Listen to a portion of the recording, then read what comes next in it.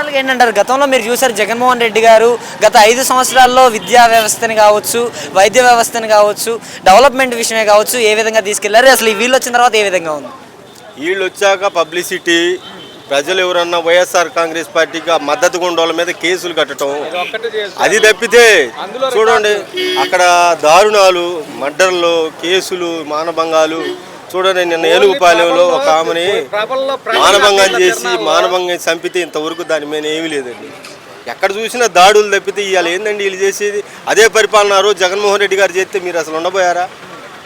ఆయన ఏంటంటే పేద ప్రజలను దృష్టిలో పెట్టుకొని ప్రతి వాడు కూడా పేదరికం నుంచి ఆర్థికంగా బలపడే విధంగా మహిళలకు కానీ మరి బడుగు బలహీన వర్గాలు కానీ పెద్దపీట వేసినటువంటి ప్రభుత్వం అది.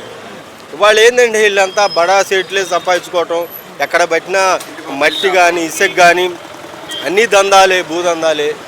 వీళ్ళు ఎక్కడ ఏమీ లేదు.